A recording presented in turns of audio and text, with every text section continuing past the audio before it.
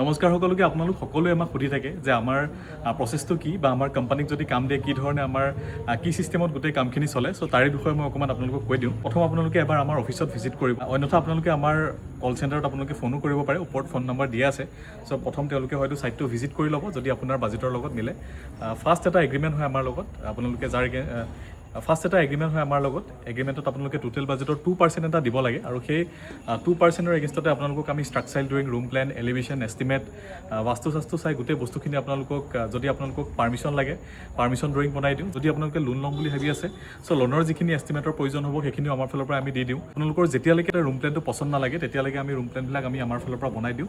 চ' এই ধৰণে আপোনাক 2%ৰ এগেইনষ্টতে প্ৰত্যেকটো বস্তু আমাৰ ফালৰ পৰা কৰি দিয়া হয় আৰু তাৰ পাছত আপোনালোকে যেতিয়া ঘৰৰ কামটো ষ্টাৰ্ট কৰিব, ফাৰ্ষ্ট ইনষ্টলমেণ্ট দিব, আপোনালোকৰ প্লেন কমপ্লিট হ'ব, ছেকেণ্ড দিব, স্লেব কমপ্লিট হ'ব, থাৰ্ড দিব, ব্ৰিকৱাল হ'ব, ফ'ৰ্থ দিব, প্লাষ্টাৰ হ'ব। চ' এনেকৈ 4-5টা ইনষ্টলমেণ্টত আপোনালোকে এবছৰ হওক বা 1.5 বছৰ হওক আপোনালোকে এগ্ৰিমেণ্ট কৰিব পাৰে আৰু যিমান দিনৰ এগ্ৰিমেণ্ট কৰিব সিমান দিনৰ ভিতৰতে আপোনালোকে আমাৰ পৰা ডেলিভাৰী পাব, যদিহে আপোনালোকে টাইমমতে আমাৰ পে'মেণ্টসমূহ ক্লিয়াৰ কৰি থাকে।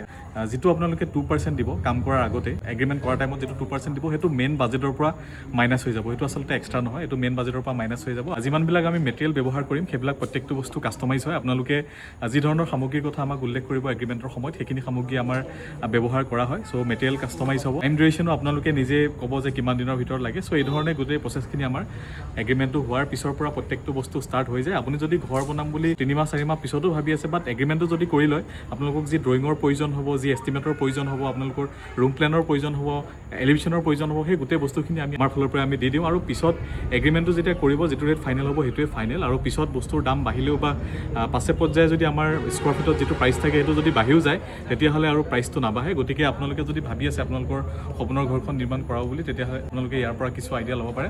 আৰু বৰ্তমান মই তিনিচুকীয়াতে আছিলোঁ। তিনিচুকীয়াৰ আমাৰ ইয়াতে লাইপুলি বুলি কয়, এইখিনিতে আমাৰ এটা কনষ্ট্ৰাকশ্যন চলি আছিলে G+1ৰ। আপোনালোকে দেখা পাইছে খুব সুন্দৰকৈ আমি সম্পূৰ্ণ কৰিম গোটেই ঘৰখন।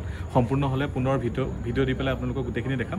ক্লাইণ্টগৰাকী তলত নিজে থাকিব আৰু ওপৰত তেওঁলোকৰ 4-5টামান ফেমিলি ভাড়া দিয়াৰ কাৰণে আচলতে আমি আমাৰ ফালৰ পৰা তৈয়াৰ কৰি দিছোঁ। ধন্যবাদ সকলোকে।